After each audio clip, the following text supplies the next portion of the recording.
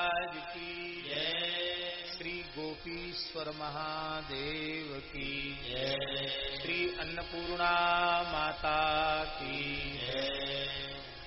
यज्ञेश्वरी जगज्जननी गौ माता की जय। अखिल गोवंश की जय। श्री जड़खोर गोधाम की जय। श्री सूरश्याम गोधाम की जय। श्री पथमेड़ा गोधाम की जय। श्री 84 कोश ब्रजमंडल धाम की जय। श्री चातुर्मास्य राम कथा महामहोत्सव की जय। सब संतन की जय। सब विप्रन की जय। सब भक्तन की जय। समस्त ब्रजवासीन की जय। रास बिहारी भगवान की जय। जगद्गुरु श्रीमदाद्य रामानंदाचार्य भगवान की जय। कली पावन अवतार गोस्वामी श्री तुलसीदास जी महाराज की जय। श्री नाभा गोस्वामी जी महाराज की जय। सद्गुरुदेव श्री पहाड़ी बाबा जी महाराज की जय। सद्गुरुदेव श्री भक्तमाली जी महाराज की जय। सब संतन की जय। जय जय श्री राधे। जय जय श्री सीताराम। हर हर निताय गौर हरि बोल। हरिशरणम। भक्तवांछा कल्पतरु भक्तवत्सल शरणागत वत्सल भगवान श्री नित्य साकेत बिहारिणी बिहारी जी की महती कृपा करुणा से श्रीधाम वृंदावन में श्री यमुना पुलिन वंशीवट गोपीश्वर महादेव जी की सन्निधि में स्थित श्री मलुक पीठ के इस दिव्य भव्य सद्गुरुदेव पंडित श्री जगन्नाथ प्रसाद भक्तमाली सत्संग भवन में पूज्य गुरुजनों की भावमयी सन्निधि में हम आप सबको चातुर्मास्य महोत्सव के उपलक्ष्य में श्रीधाम वृंदावन में इस दास के द्वारा पहली बार इतने लंबे काल तक श्रीमद् रामचरितमानस के माध्यम से भगवत भागवत चर्चा करने का सौभाग्य प्राप्त हो रहा है।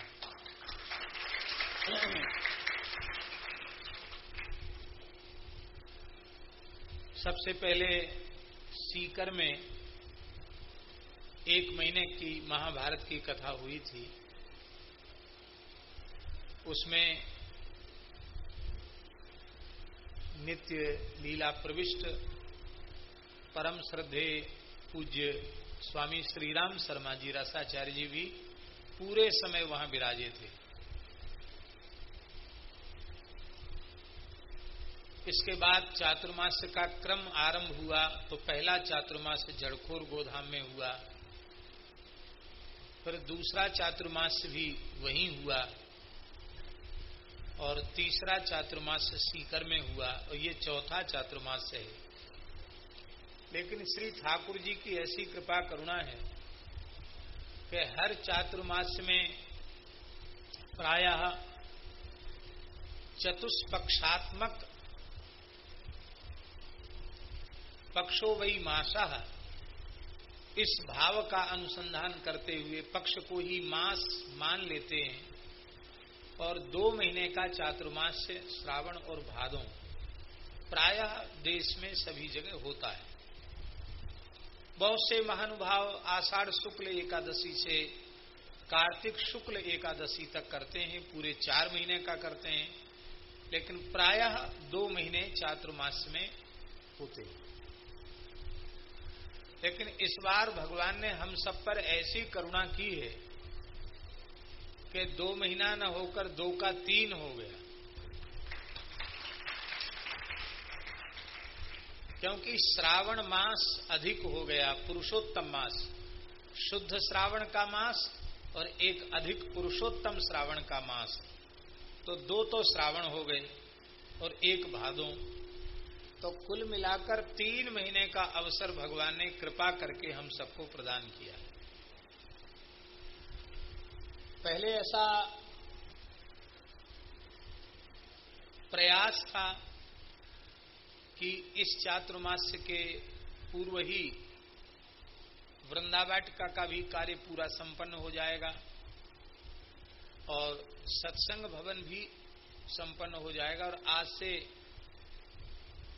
जो श्री पहाड़ी बाबा भक्तमाली जी गौशाला है, जिसको नई गौशाला कहते हैं, नई इसलिए कहते हैं कि एक पुरानी पहले से है, जिसमें हनुमान जी विराज रहे हैं, कुछ गौ माता भी विराज रही है और संत वहां रह के भजन कर रहे हैं। पर यमुना जी बार बार वहां कृपा करती हैं, कई बार कृपा कर चुकी हैं, इसलिए यमुना जी के जल से थोड़ा गायों को बाढ़ आने से फिर इधर उधर ले जाना पड़ता, इसलिए नई भूमि खरीदी गई। तो हम लोग सब उसको नई गौशाला कहने लगे। पूज्य श्री पथमेड़ा महाराज जी ने उसका नामकरण किया है श्री पहाड़ी बाबा भक्तमाली जी गौशाला। तो श्री पहाड़ी बाबा भक्तमाली जी गौशाला में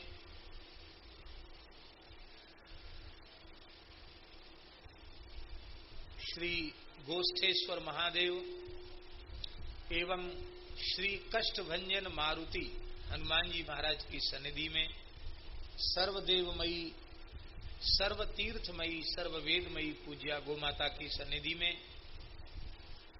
वहां ही आज से ही वहां आरंभ होना था, लेकिन निर्माण के काम में थोड़ा बहुत विलंब होता ही है। तो जैसा कि सज्जन जी ने कहा है कि 15 दिन, लगभग 15 दिन, 15 तारीख तक, हाँ, लगभग 15 तारीख तक वो तैयार हो जाएगा।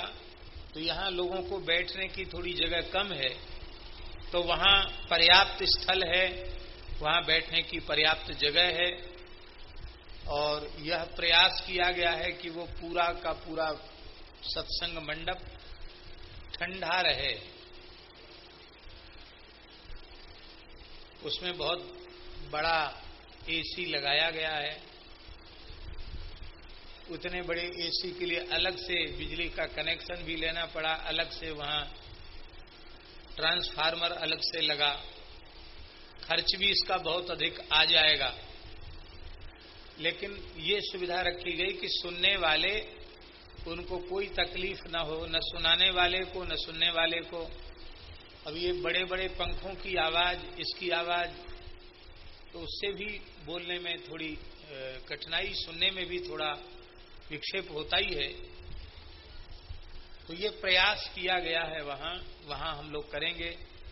और एक विशेष बात है कि श्रीधाम वृंदावन में श्री गौरांग लीला, श्री चैतन्य लीला, इसका बड़ा सुंदर दर्शन प्रत्येक श्रावण में, भादों में हुआ ही करता है। हमने पूज्य स्वामी श्री हरिगोविंद जी शर्मा जी की भी गौरांग लीला का दर्शन किया है, पूरा तो नहीं लेकिन कभी कभी। और जिस समय पूज्य स्वामी श्रीराम शर्मा जी और पूज्य स्वामी फतेह कृष्ण जी एक साथ जयसिंह घेरा में गौरांग लीला करते थे, उस गौरांग लीला को हमने आद्योपांत देखा, पूरा दर्शन किया है।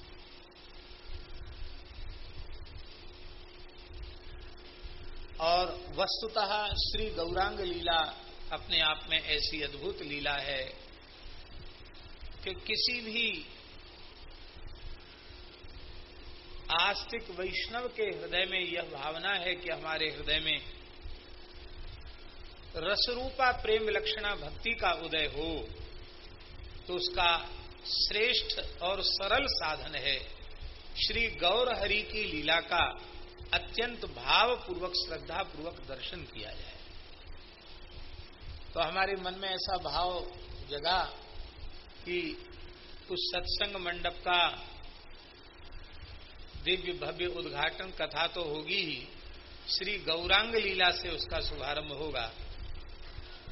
तो आने वाली 20 तारीख से, 20 से ना 21 तारीख से, आने वाली 21 तारीख से वहां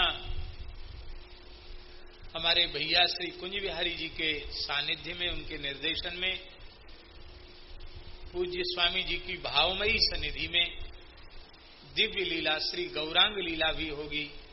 कितने दिन? 40 दिन, 30-40 दिन, जितने दिन हो हैं, 30 दिन। 30 दिन गौरांग लीला होगी, 1 महीना। और फिर रास लीला भी होगी, कुछ भक्त चरित्र भी होंगे। लीला का सुख भी 2 महीना है,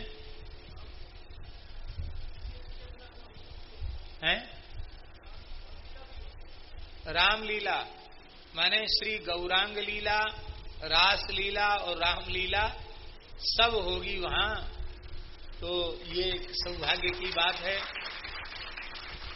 श्री मलुक जयंती में तो आपको थोड़े दिन लीला का दर्शन का अवसर मिलता, लेकिन इस बार भगवान ने ऐसी करुणा की है कि पूरे 2 महीना, 2 महीने लीला के दर्शन का सौभाग्य हम लोगों को गौशाला में प्राप्त होगा। तो हम लोग वहां लीला का दर्शन करेंगे। आज तो आरंभ का दिवस है, केवल थोड़ी भूमिका और थोड़ी चर्चा करके हम विराम करेंगे। और कल से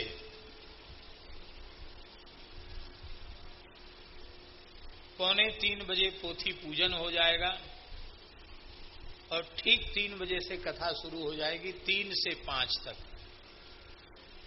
क्योंकि ऐसा जो नियमावली बनाई गई है, उस नियमावली में बहुत अधिक गुंजाइश नहीं है। लेकिन हम ये पूछना चाहते थे कि आज जैसे थोड़ा सा विलंब हुआ तो कम से कम 2 घंटे तो कथा होनी चाहिए है? लेकिन चलो हम प्रयास करेंगे आज तो 5 बजे तक ही पूरा करने का। लेकिन आप लोग बेदेर करेंगे तो फिर कथा का घाटा आपका होगा, हमारा भी घाटा होगा, आपका भी घाटा होगा।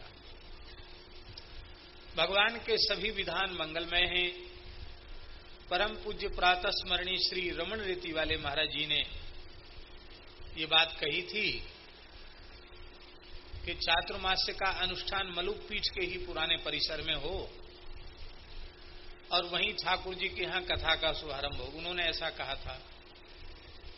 तो यदि वहां तैयार हो जाता तो शायद यही अनुष्ठान होता, केवल कथा न होती यहाँ। लेकिन भगवान श्री मलुकपीठ बिहारी जी ने ऐसी लीला की है कि यहाँ भी कथा ठाकुर जी, वहां तो है ही ठाकुर जी तो सर्वत्र हैं, वहां भी मलुकपीठ बिहारिणी बिहारी जी ही श्रवण करेंगे। लेकिन यहाँ ठाकुर जी की सन्निधि में और श्री सद्गुरु भगवान की, उनके पवित्र पावन कक्ष की सन्निधि में हम लोग यहाँ कथा का आज शुभारंभ कर रहे हैं। हमारे मन में कभी कोई भाव आता है भगवत कृपा से, तो ऐसा कई बार हमने अनुभव किया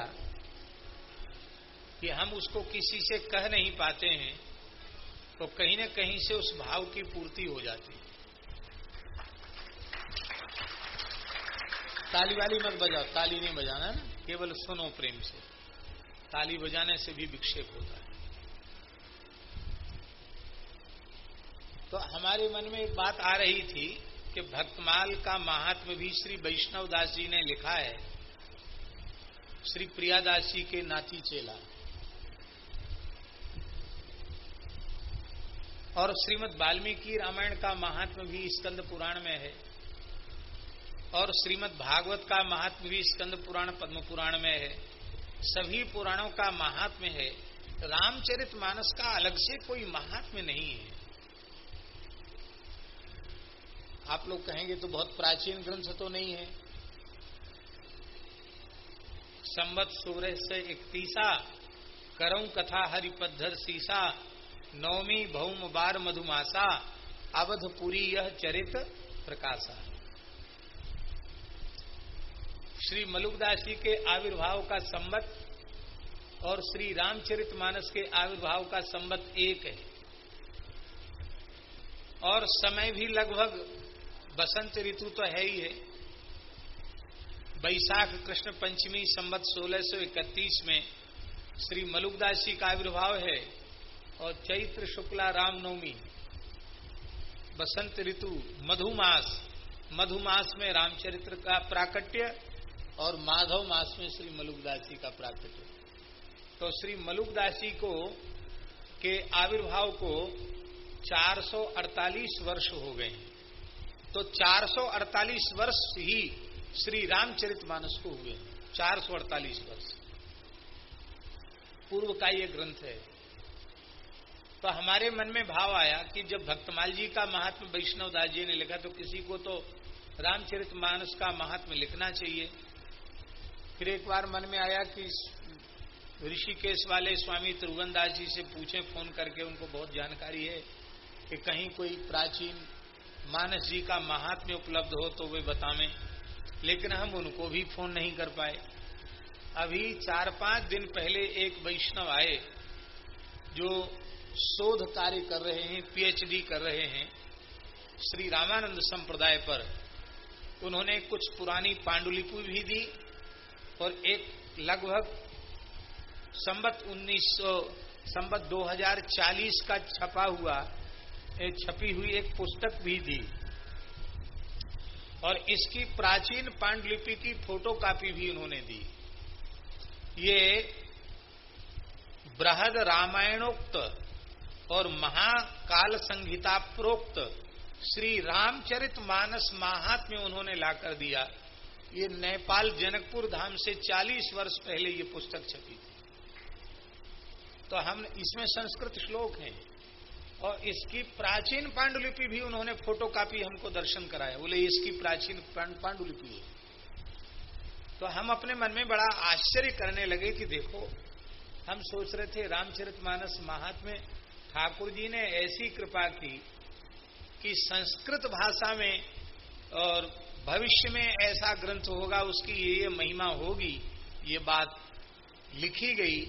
तो हमारा भाव है कि आज महात्म्य का दिवस है, इसलिए रामचरितमानस के संबंध में थोड़ी चर्चा हम करेंगे। महात्म्य के संबंध में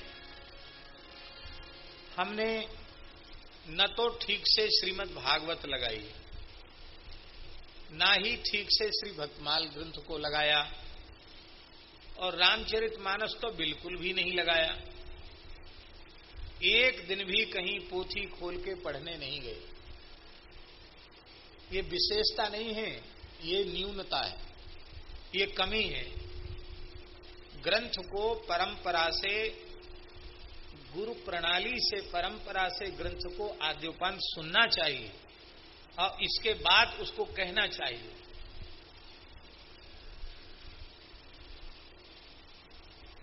पर ये कचाई रह गई तो भी हम कुछ कह सुनकर अपनी वाणी को पवित्र कर लेते हैं और संयोग भी कुछ ऐसा ही रहा। श्रीमद् भागवत की सबसे पहली कथा जयपुर में तारकेश्वर महादेव के सामने वाली गली में, जहां लोहा मंडी है, वहां कथा हुई। सबसे पहली भागवत जी की कथा। उसके पहले न भागवत लगाई थी, ठीक से एक आद्योपांत मूल पारायण भी नहीं किया था, लगाने की बात तो दूर ही रही। और ऐसी परिस्थिति आ गई कि हमको वहां जाने का विधान बना। पूज्य गुरुदेव भक्तमाली जी महाराज की वहां कथा थी, पूर्व निश्चित एक संत के माध्यम से कथा थी और उसी समय पूज्य रेवासा महाराज आ गए और उन्होंने श्री स्वामी अग्रदेवाचार्य जी की ग्रंथावली महाराज जी के संपादकत्व में प्रकाशित हो, अग्र जयंती पर ही प्रकाशित हो, ये उन्होंने आग्रह किया। और शास्त्री जी, महात्माओं का काम ऐसे ही होता है, महात्मा सा ही होता है। माघ शुक्ल पंचमी बसंत पंचमी से महाराज जी की कथा होनी है। कहाँ? जयपुर में। और विवाह पंचमी हो गई। उसके बाद वो पुरानी पांडुलिपि वगैरह कुछ लेके आए, बोले महाराज जी अग्रग्रंथावली छपना। कब? अब इतना कम समय, उस समय कंप्यूटराइज टाइप नहीं थी, ऐसे ऐसे अक्षरों को संयोजन करके करना पड़ता था। महाराज जी कैसे भी करके अग्र जयंती पर, माने फाल्गुन शुक्ल द्वितीया, जिसको पुलेरा द्विज कहते हैं, अग्र जयंती पर इसको प्रकाशित होना है, विमोचन होना है इसका। तो महाराज जी ने कहा तो भाई आचार्य पीठ की सेवा है, सब काम छोड़ के करना पड़ेगा, क्योंकि समय इतना कम है। तो इतने कम समय में पूरी कोशिश करेंगे। अब वो संत आए तो महाराज जी ने कहा कि देखो भाई ऐसा है महात्मा जी, हमारी तरफ से अस्वीकृति तो नहीं है, हम तो स्वीकृति एक बार कर चुके हैं। इस समय में आपको परिवर्तन करना पड़ेगा, क्योंकि एक महापुरुष की आज्ञा हुई है और आचार्य पीठ में ये उत्सव है, उसमें ये प्रकाशित होनी है, तो हम कथा में समय नहीं दे पाएंगे। उन्होंने कहा महाराज जी वो तैयारी तो लगभग हो चुकी है और उसमें परिवर्तन नहीं संभव है। तो महाराज जी बोले वृंदावन में व्यासों की कमी नहीं है, किसी भी भागवत वक्ता को ले जाओ, बहुत वक्ता मिल जाएंगे। हमारा न रंग अच्छा, न रूप अच्छा, न वाणी अच्छी, न प्रवचन की कला अच्छी, गाना बजाना नाचना हमको आता नहीं है। महाराज जी के शब्द हैं। और आपके सौहार्द से आग्रह से हम जा रहे थे, लोगों को संतोष नहीं होता। अच्छा वक्ता वृंदावन के कोई ब्रजवासी ब्राह्मण जाएंगे तो सुनने वालों को भी संतोष होगा। तो महात्मा बोले या तो आप जाओ, या हमारे लिए हम वहीं बैठे थे, या बोले पंडित जी को भेज दो। हमारे लिए उन्होंने कहा पंडित जी को भेज दो। वे महात्मा कुछ दिन हमसे लघु सिद्धांत कौमुदी भी पढ़े थे और बड़े विनोदी महात्मा थे। महंत बन गए वो जयपुर में। तो उसके बाद हमको एक बार मिले तो बोले गुरुजी दंडौत। हमने कि कैसे हैं आप? तो बोले झलाम झस झसी हरिदास फंसी। क्या बोले? झलाम झस झसी हरिदास फंसी। ऐसे विनोदी महात्मा। तो बोले पंडित जी को आप भेज दीजिए। महाराज जी बोले तुम चले जाओ। हमने कहा महाराज जी हमने 1 घंटा भी तो कथा नहीं कही भागवत जी की, हम भागवत जी पढ़े नहीं, ठीक से मूल पाठ भी नहीं किया।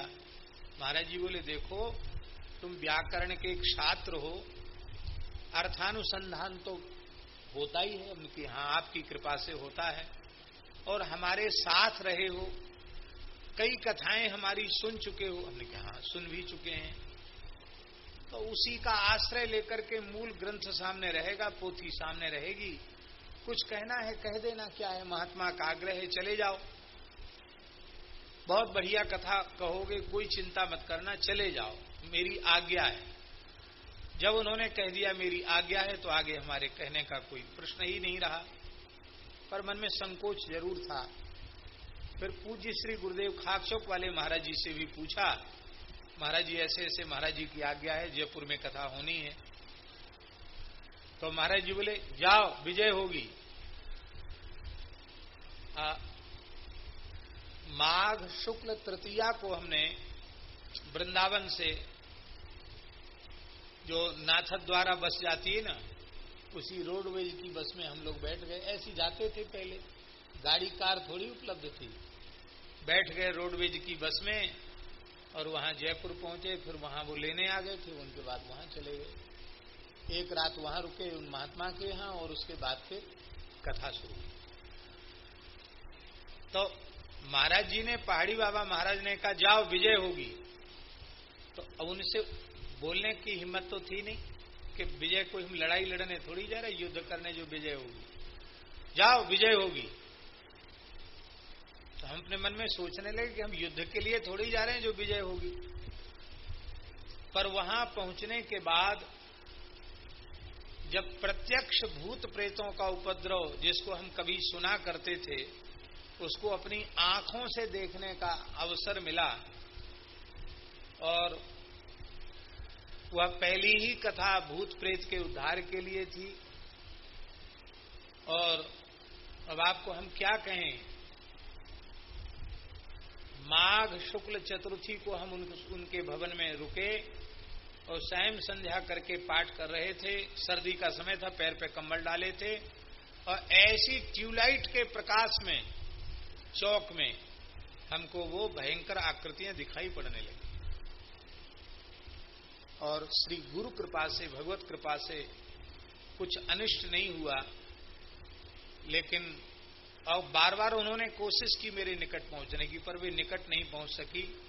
और प्रणाम किया देहली पर सिर रखे, और हमको इतना पक्का स्मरण है कि उन्होंने कहा कि हम आपका कुछ भी बिगाड़ नहीं सकते और अब हमको यहां से जाना ही पड़ेगा।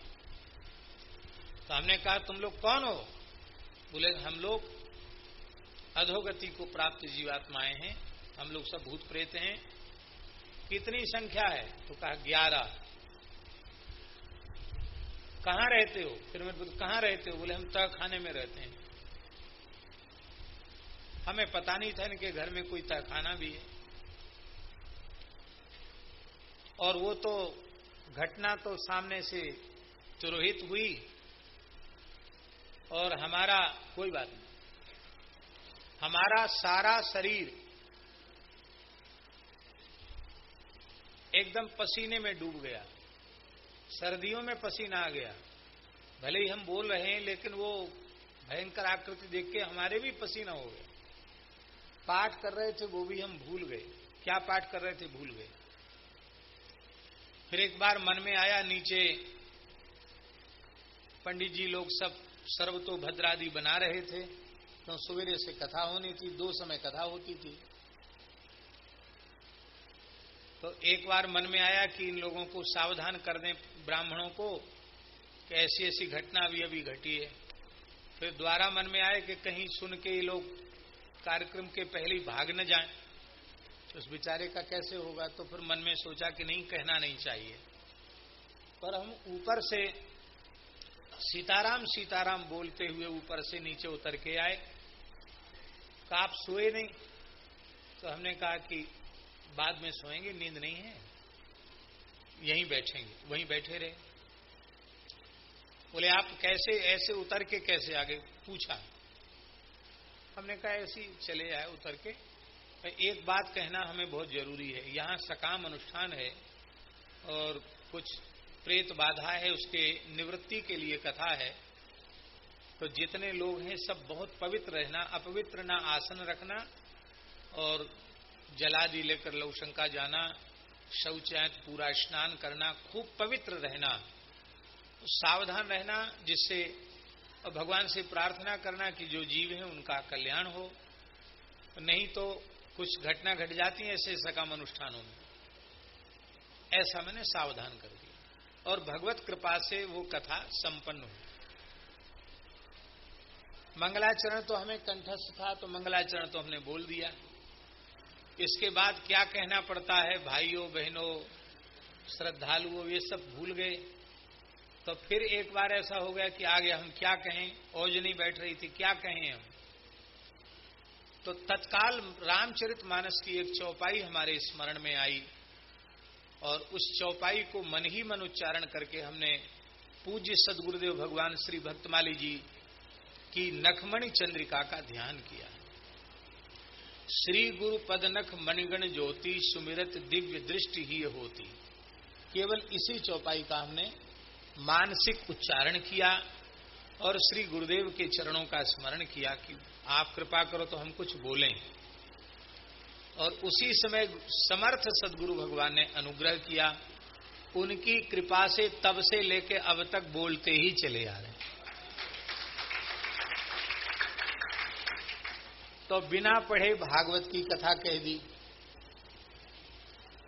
भक्तमाल की कथा तो ऐसा है कि भक्तमाली जी के चरणाश्रित हैं, और महाराज जी मूल भक्तमाल का पाठ करते करते रोटी बनाते थे।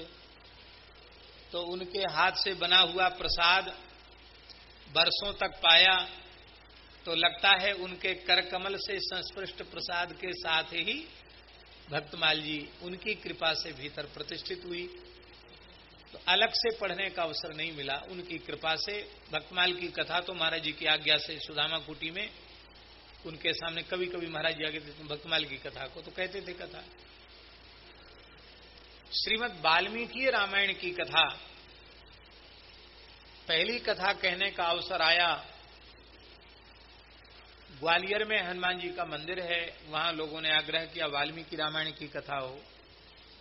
उसी समय परम पूज्य प्रातस्मरणीय आचार्य श्री कृपाशंकर जी महाराज की कथा फोगला आश्रम में थी। तो एक दिन तो हम कथा में रहे, वो फिर हमको जाना था ग्वालियर। तो वे बड़े प्रसन्न हुए, बोले आप तो रहेंगे ना पूरी कथा में। तो हमने डरते डरते बड़े संकोच में कहा महाराज जी ऐसे पहले से वाल्मीकि रामायण की कथा है और हनुमान जी को हम 5 आवृत्ति मूल पारायण तो सुना चुके हैं, पर हमने कहीं से लगाया नहीं है और कथा छोड़ के भी। बोले नहीं जरूर वाल्मीकि रामायण की कथा है तो सुनाओ, जरूर सुनाओ। आप यहां बैठते कथा में तो हमको बहुत प्रसन्नता और संतोष होता, क्योंकि पढ़े लिखे लोग बैठते हैं तो सुनाने में आनंद आता है। लेकिन ठीक है, वहां आप प्रेम से जाओ, कोई परेशानी की बात नहीं है। हमने कहा महाराज जी बहुत बड़ा संकोच है कि हमने वाल्मीकि रामायण लगाई नहीं। तो आप देखें आचार्यों की, गुरुजनों की कैसी करुणा। वो कथा कह के आए थे, अभी सायंकालीन संध्योपासन आदि उनका शेष था, तो कथा के बाद श्रम हो जाता। तो आचार्य जी पूरा जोर लगाकर बोलते थे, आप लोगों ने तो सुना है। तो थके हुए थे, वृद्ध शरीर। तुरंत उन्होंने आचमन किया और बोले लो अब हम तुमको वाल्मीकि रामायण पढ़ा देते हैं 1 घंटे में। तो ओम तपस्वाध्याय निरतम तपस्वी वाग विदाम्बरम नारदम परिपप्रच्छ वाल्मीकि मुनि पुंगवम, इसको ठीक से पढ़ाया उन्होंने, अन्वय व्याख्यान सहित, टीकाओं के भाव सहित। फिर मां निषाद प्रतिष्ठाम त्वा मगम शाश्वती समाह यत्क्रौंच मिथुनादेको मबधिक काम मोहितम, ये 2 श्लोक हमको पढ़ाए और पढ़ाकर 1 घंटे में पढ़ाए 2 श्लोक। और पढ़ाने के बाद कहा अब किसी के सामने मत कहना कि हमारी वाल्मीकि रामायण नहीं लगी, जाओ लग गई वाल्मीकि, जाओ कथा कहो।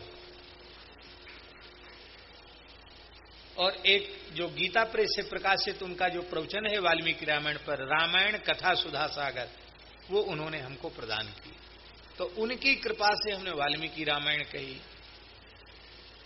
चरितमानस के ऊपर सबसे पहला प्रवचन 2007 में पूज्य श्री रामायणी जी महाराज के आशीर्वाद से, उनकी आज्ञा से, के बाद फिर कई अवसर मिले।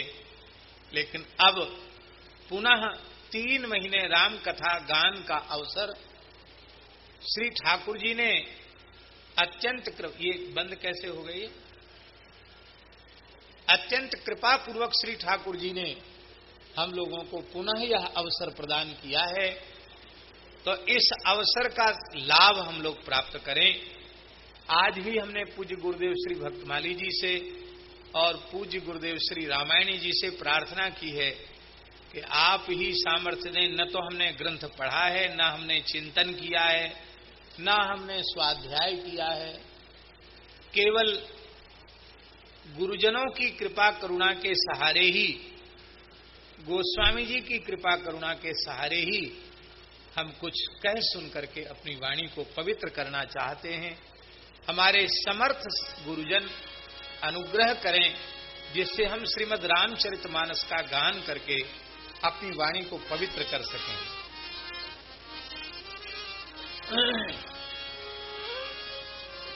श्री राम जय राम जय जय राम, श्री राम जय राम जय जय राम, श्री राम जय राम जय जय राम, श्री राम जय राम जय जय राम।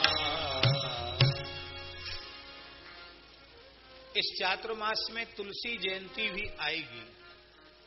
तो तुलसी जयंती पर हम गोस्वामी जी की कुछ जयंती भी मनाएंगे और उनका कुछ चरित्र का स्मरण भी करेंगे।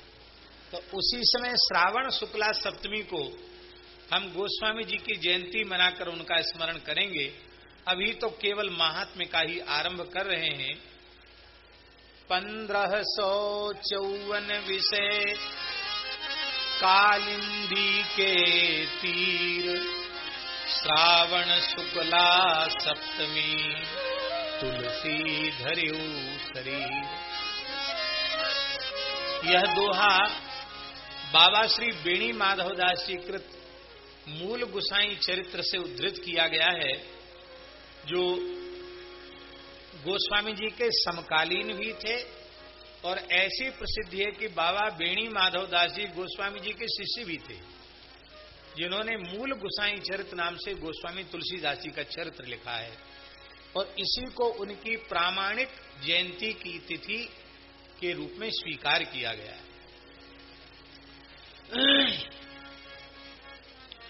ब्रह्म रामायण के भविष्य प्रस्ताव में, जहां भविष्य का वर्णन किया गया है, ब्रह्म रामायण के भविष्य प्रस्ताव में महर्षि याज्ञवल्क्य जी महाराज और महर्षि भरद्वाज मुनि के कथा प्रसंग में संवाद में इस प्रकार की भविष्यवाणी की गई है। याज्ञवल्क्य जी ने भरद्वाज जी को भविष्यवाणी की है किस ग्रंथ में? ब्रह्म रामायण में। ब्रह्म रामायण का शास्त्रीय श्लोक है, सर्वलोकोपकाराय प्रेरितो हरिणा मुदा वाल्मीकिस्तुलसीदासस्तदरूपेण भविष्यति। बृहद ब्रह्म रामायण के प्रथम अध्याय के श्लोक संख्या 78 का ये 78वां श्लोक है। संपूर्ण लोकों के उपकार के लिए भगवान श्री रघुनाथ जी की नित्य साकेत बिहारिणी बिहारी जी की प्रेरणा से महर्षि वाल्मीकि ही तुलसीदास जी के रूप में प्रकट होंगे और भाषा काव्यम मानसाख्यम रामायण मनुत्तमम कर्ष्यति जनानां यत् कलौ शीघ्र फलप्रदः। भाषा में श्रीमद् रामचरित मानस नामक अनुत्तम माने सर्वोत्तम काव्य की रचना करेंगे। इसमें आवाज आएगी नहीं?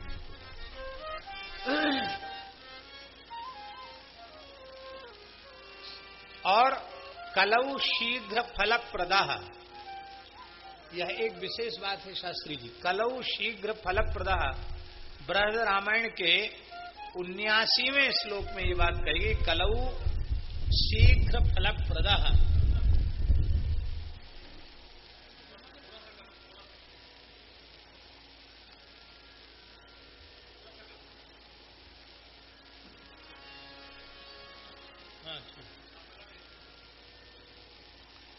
कलौ शीघ्र फलप्रद। कलयुग में श्री आज भी रामचरित मानस के पाठ से, मूल पारायण से और विविध चौपाइयों का संपुट लगा करके आज भी आस्तिक हिंदू समाज में बहुसंख्यक लोगों के मनोरथों की पूर्ति केवल और केवल रामचरित मानस के पाठ से हो रही। आपको सुनने में थोड़ा सा वैसा लग सकता है और हम कोई शास्त्रीय आर्ष ग्रंथों के अनुष्ठान का निषेध नहीं कर रहे हैं, पर हम निवेदन कर रहे हैं बड़ी विनम्रता पूर्वक कि जो आर्ष ग्रंथ प्रोक्त जो पौराणिक अनुष्ठान है, उन अनुष्ठानों की मर्यादा का जैसा निर्वहन होना चाहिए वैसा निर्वहन कठिनाई से हो पाता है। इसलिए फल प्राप्ति में कई बार संदेह भी होता है और कई बार तो उल्टा ही हो जाता है। एक महानुभाव ने कनकधारा का अनुष्ठान किया। कनकधारा स्तोत्र है आदि शंकराचार्य जी का। स्वर्ण वृष्टि हुई थी एक दरिद्र ब्राह्मण के यहाँ। शंकराचार्य जी कहते भिक्षा के लिए गए तो वो ब्राह्मणी रोने लगी कि एक यति दंड लेकर भिक्षा के लिए आए और हम इतने दरिद्र हैं, निर्धन हैं कि हमारे घर में कई दिनों से अन्न का एक कण नहीं है, हम क्या दें। तो कुछ आंवले के फल उनके पतिदेव लाए थे, वे भी सूख गए थे, एक एक आंवला खा के वो लोग जल पी रहे थे। कुछ सूखे आंवले उन्होंने रोते हुए ब्राह्मणी ने उनके भिक्षा पात्र में डाले, कहा महाराज हमारे पास इतना ही है, इससे अधिक कुछ नहीं है। शंकराचार्य भगवान द्रवित हो गए और उन्होंने भगवती महालक्ष्मी की स्तुति की। अंगम हरे पुलक भूषणमाश्रयंती भृंगांग देव मुकुलाभरणम तमालम अंगीकृता अखिल विभूति रपांग लीला मांगल्य दास्तु मम मंगल देवताया मुग्धा मुहुर विदधति वदने मुरारे प्रेमत्रपा प्रणिहितानि गतागतानि मालादृशोर मधुकरीव महोत्पलेया सामे श्रियम दिशतु सागर संभवाया इत्यादि प्रकार से।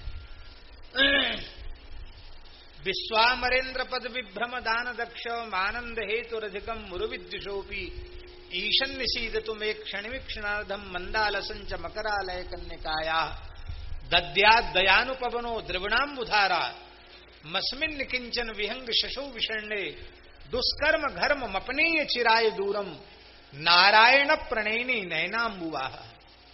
अद्भुत है शंकराचार्य भगवान के श्लोक स्तोत्र, तो क्या कहना।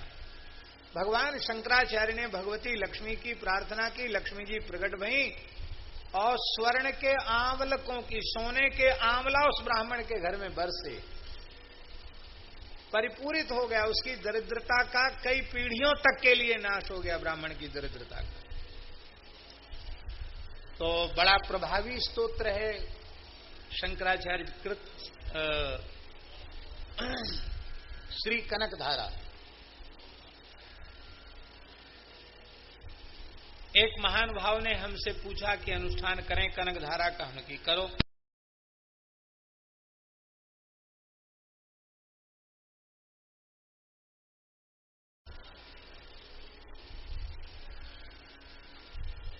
तो कनक धारा तो बरसी नहीं, स्वर्ण वृष्टि तो हुई नहीं।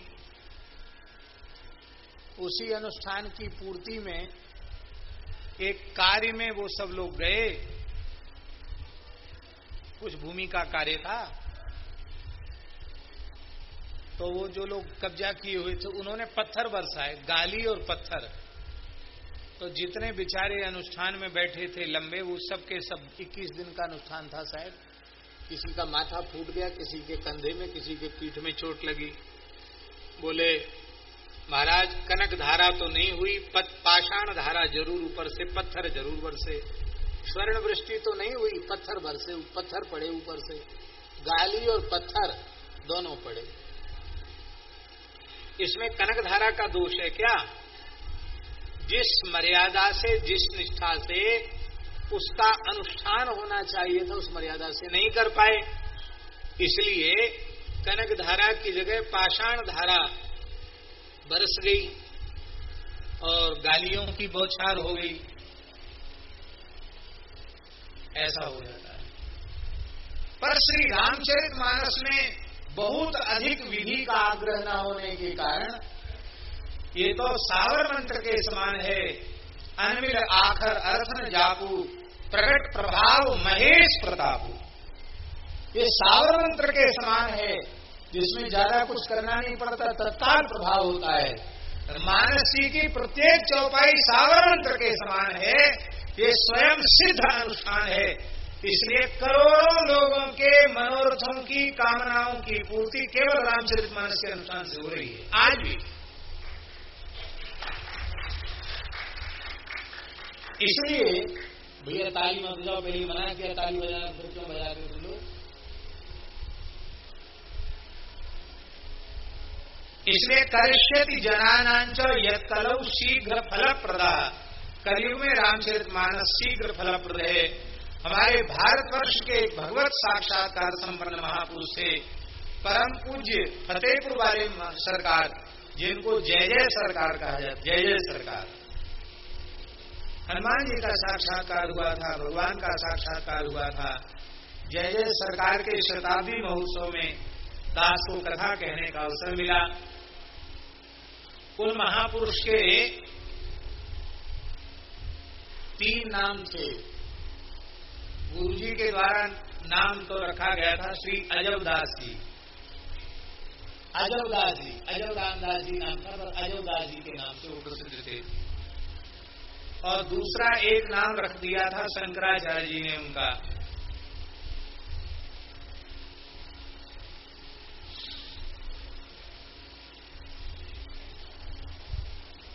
शंकराचार्य जी पधारे, संभवतः स्वामी श्री निरंजन देव तीर्थ जी महाराज थे। तो उन्होंने बुलाया जय जय सरकार ने, और वहां वो पहुंचे। तो इतने विनम्र थे जय जय सरकार कि बड़ों के सामने ज्यादा बोलते नहीं। हाँ ना, बस हाँ और ना, 2 ही अक्षर बोलते थे, हाँ ना।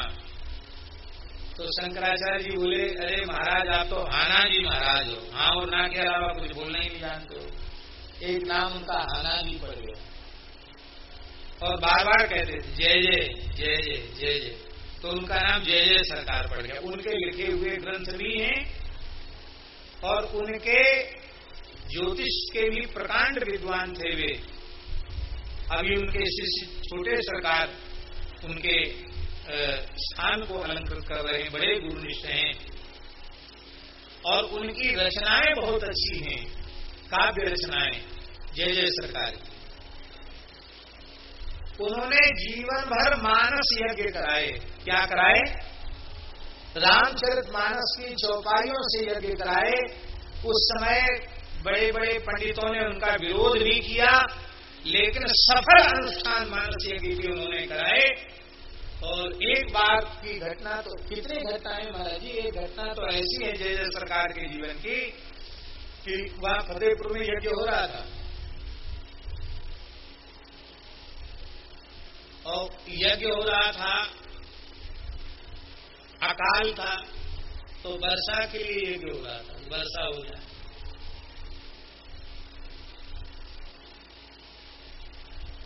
तमाम लोग आए, बोले महाराज आप यज्ञ कराते हैं, वैसे अकाल पड़ गया, लोगों के पास नहीं, यज्ञ में खर्च हो जाता है। एक उनमें मुसलमान था उसी गांव का, उसने कहा महाराज ये सभी यज्ञों से भी कुछ होता है क्या? हाँ जरूर होता है। तो उन्होंने कहा कि सुना है कि जन्मेजय ने सर्प यज्ञ किया था तो सर्प आ करके गिरने लगे। ऐसा तो कोई चमत्कार आप कोई हिंदू फकीर दिखाते नहीं है। ऐसा कुछ समझ में आवे तो पता चले कि हाँ ये तुम्हारे रामचरितमानस से भी कुछ फल की पूर्ति होती है। तो उन्होंने पाठ शुरू करवाया और पूरे क्षेत्र में इल्ली का प्रकोप था। इल्ली जानते हैं ना, इल्ली का प्रकोप था और लोग हाहाकार करने आए थे, महाराज पहले अकाल पड़ चुका, अभी थोड़ा पानी बरसा तो इल्ली आ गई और लोगों को खाने को नहीं रहेगा। आपने रामचरितमानस का चौपाइयों से आहुति कराई और पूरे क्षेत्र की इल्ली यज्ञशाला के आसपास आकर के गिरी। जैसे जन्मेजय सर्प यज्ञ में सारे ब्रह्मांड के सर्प आकर के वहां गिरने लगे, वहां यज्ञ कुंड में कोई नहीं गिरा, लेकिन सारी भूमि करोड़ों करोड़ों इल्लियों से पट गई और सबने आकर उनके चरणों में नतमस्तक होकर प्रणाम किया। आज भी वहां के मुगल भी उनको साष्टांग प्रणाम श्रद्धा पूर्वक करते हैं। आज भी वहां प्रतिवर्ष मानस यज्ञ होता है। तो कलौ शीघ्र फलप्रदा, कलयुग में रामचरितमानस का अनुष्ठान शीघ्र फल प्रदान करने वाला है। अनेक लोग उसका अनुभव करते हैं। वशिष्ठ संहिता का भी यही श्लोक है और भविष्य पुराण का पारायण दास ने किया है। भविष्य पुराण में भी यही श्लोक आया है। दोनों में पाठांतर भी नहीं है और अर्थांतर भी नहीं। आप लोगों को कंठस्थ होगा। वाल्मीकि तुलसीदास कलौ देवी भविष्यति, रामचंद्र कथा साध्वी भाषा रूपाम करिष्यति। कलयुग में महर्षि वाल्मीकि ही तुलसीदास जी के रूप में प्रकट होकर के भाषा में श्री रामचरित्र की रचना करेंगे। और नाभाजी ने तो स्पष्ट शब्दों में उनके छप्पे का आरंभ ही यहीं से किया। कली कुटिल जीव निस्तार हित वाल्मीकि तुलसी भयो। कलयुग के कुटिल जीवों के निस्तार के लिए महर्षि वाल्मीकि तुलसीदास जी के रूप में प्रकट हुए। और परम पूज्य श्री बक्सर वाले महाराज जी ने भी है नमन पाद पद्मों में बारंबार बाबा तुलसी कलि कुटिल जीव निस्तार हेतु अवतार बाबा तुलसी है नमन पाद पद्मों में बारंबार बाबा तुलसी कलि कुटिल जीव निस्तार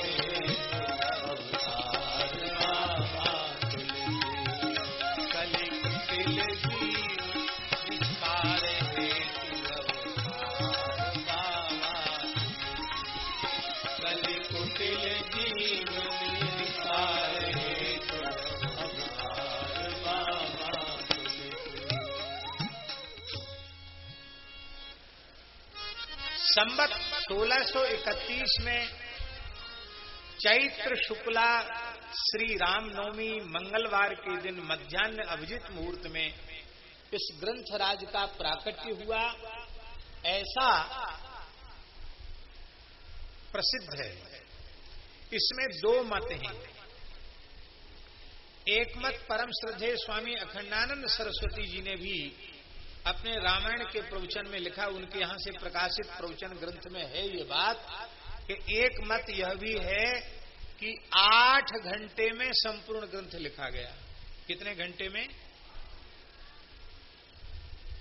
इस बात को लोग सुनकर आज के लोग तो विश्वास ही नहीं करेंगे, क्योंकि 8 घंटे में मूल पारायण संभव नहीं है, भले ही आपको ग्रंथ कंठस्थ हो तो भी। तो 8 घंटे में ग्रंथ का लेखन कैसे संभव हो सकता है? आजकल के लोग उसमें विश्वास नहीं करेंगे, इसको चमत्कार या झूठी कपोल कल्पित बात बता करके इसमें अश्रद्धा करेंगे। लेकिन हमारे रामानंद संप्रदाय के परम सिद्ध संत श्री गोकुल भवन वाले महाराज जी ने, परमहंस स्वामी श्री राम मंगलदास जी महाराज ने इस पूरी घटना को ध्यान में दर्शन करके इसको उन्होंने छंदोबद्ध रूप में लिखा है कि कैसे 8 घंटे में रामचरितमानस लिखी गई। श्री ठाकुर जी ने चाहा तो तुलसी जयंती के अवसर पर हम पूज्य श्री गोकुल भवन वाले महाराज जी की उन पंक्तियों को उद्धृत करते हुए और हम उस प्रसंग को स्पष्ट करेंगे, उसी समय स्पष्ट करेंगे। तब तक आप लोगों के मन में भी तो प्रतीक्षा और जिज्ञासा रहनी चाहिए ना। अभी बता देंगे तो जिज्ञासा शांत हो जाएगी, इसलिए उसी समय हम ग्रंथ को प्रमाण सहित उद्धृत करेंगे। दूसरा मत विचारकों का ये है कि 2 वर्ष 7 महीना और 26 दिन में संवत 1633 अगहन मास शुक्ल पक्ष पंचमी मंगलवार को श्री सीताराम विवाह महोत्सव के दिन रामचरितमानस ग्रंथ की रचना पूर्ण हुई। ये दूसरा मत अधिक प्रचलित है और इसी को लोग अधिक मान्यता भी देते हैं, क्योंकि पहले मत को स्वीकार करने में कि उसी दिन रामचरितमानस का प्राकट्य आद्योपांत ग्रंथ रत्न का हो गया, इस बात को स्वीकार करने के लिए अत्यंत श्रद्धा युक्त अंतःकरण आवश्यक है। थोड़ी भी न्यूनता होगी तो तुरंत प्रश्न उठ खड़े होंगे। लेकिन अब देखिए, शास्त्री जी, तेने ब्रह्म हृदय आदि कवये मुह्यन्ति यत् सूरया। भगवान ने कितने दिन ब्रह्मा जी को वेद पढ़ाया?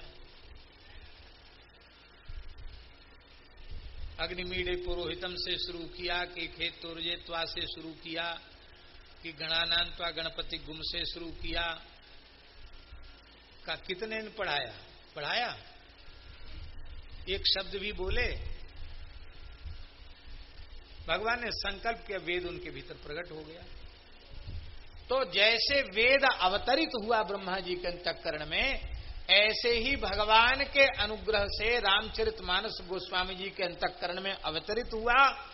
दिव्य लेखनी, दिव्य स्याही, दिव्य पत्रक वहां उपस्थित हुए। गणेश जी और भगवती सरस्वती ने लेखन किया। तो गोस्वामी जी ने समाधि में स्थित होकर के बोला, और इन दिव्य भगवती वाग देवता सरस्वती ने, गणपति ने समाधिस्थ होकर ही इसको लिखा। और एक साथ 5 प्रति तैयार हुई। कहां कहां प्रतियां गईं, इस सब का भी वर्णन उस प्रसंग में किया गया। तो इसके लिए बहुत अधिक श्रद्धा की आवश्यकता है। श्रद्धा होगी तो आपको कहीं कोई शंका संदेह नहीं होगा, आप उसको बड़ी सहजता सरलता से स्वीकार कर सकेंगे। श्री वृंदावन बिहारी लाल की जय। इसलिए बंदो तुलसी के चरण, जिनकीन्हो जग काज, कली समुद्र बूढ़त लख्यो, प्रगट्यो सप्त जहां।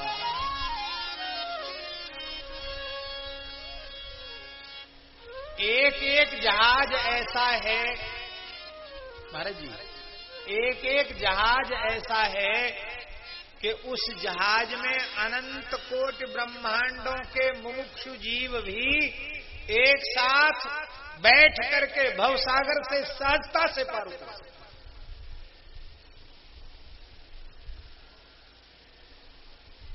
दुनिया का बड़े से बड़ा जहाज, उसकी भी एक सीमा है ना, कि इतने लोग उसमें बैठ सकेंगे, 10,000 बैठ सकेंगे, 1,00,000 बैठ सकेंगे, 1 करोड़ बैठ सकेंगे। लेकिन अनंत कोटि ब्रह्मांडों के सभी मुमुक्षु जीव एक साथ किसी एक जहाज में बैठकर एक साथ पार उतर सकते हैं। ये अपूर्व 7 जहाज इस कलिकाल में गोस्वामी तुलसीदास जी ने ये रामचरितमानस के 7 कांडों के रूप में 7 जहाज मानो प्रस्तुत कर दिए। इसका मतलब संपूर्ण रामचरितमानस नहीं, रामचरितमानस के किसी एक कांड का आश्रय आप ले लीजिए तो आप भवसागर से पार उतर जाएंगे, इसमें संदेह नहीं है।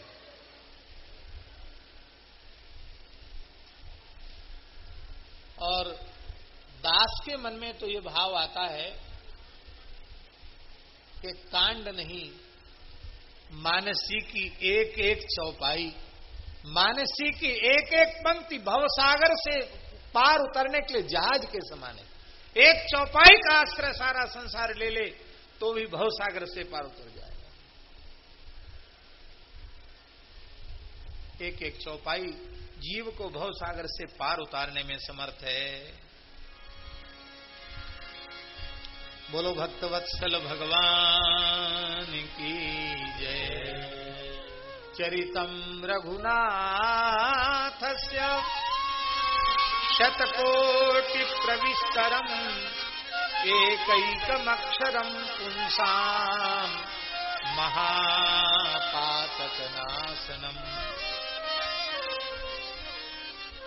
ऐसी श्री गोस्वामी जी की दिव्य महिमा है। अब हम बृहद ब्रह्म रामायण प्रोक्त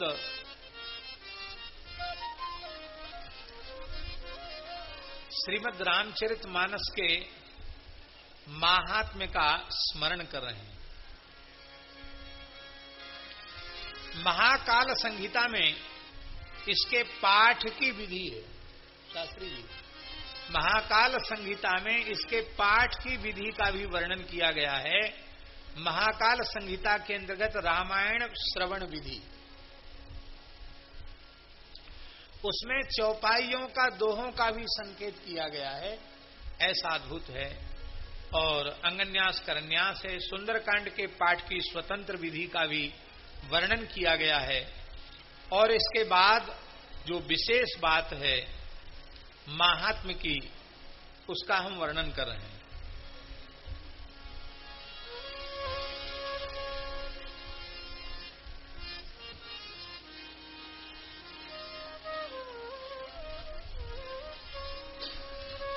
धनुर्बाण धरम रामम।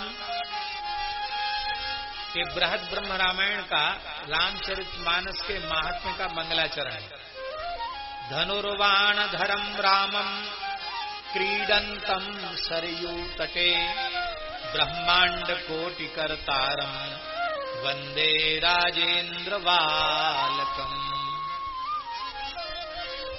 कोटि कोटि ब्रह्मांडों की रचना करने वाले राजेंद्र कुमार भगवान श्री राम जो धनुर्बाण धारण करने वाले हैं, सरयू तट पर श्री भरत लक्ष्मण शत्रुघ्न और अपने सखाओं के सहित खेल रहे हैं, उन श्री राम जी की वंदना हम करते हैं।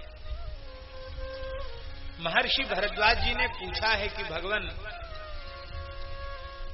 अब आगे चलकर भयंकर कलयुग आएगा और उस समय लोगों की प्रवृत्ति स्वाभाविक रूप से पापमयी हो जाएगी और उस समय उन जीवों का कल्याण कैसे होगा? आप कोई साधन बताइए। घोरे कलयुगे ब्रह्मन जनानाम पाप कर्मणाम मनःशुद्धि विहीनानाम निष्कृतिश्च कथम भवे। उनका उद्धार कैसे होगा?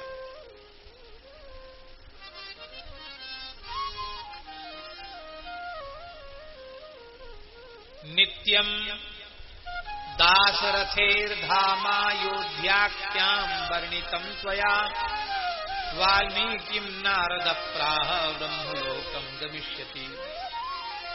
हे भगवान, आपने नित्य साकेतपुरी दाशरथी श्री राम जी की पुरी अयोध्या की आपने महिमा का वर्णन किया और महर्षि वाल्मीकि को नारद जी ने सबसे पहले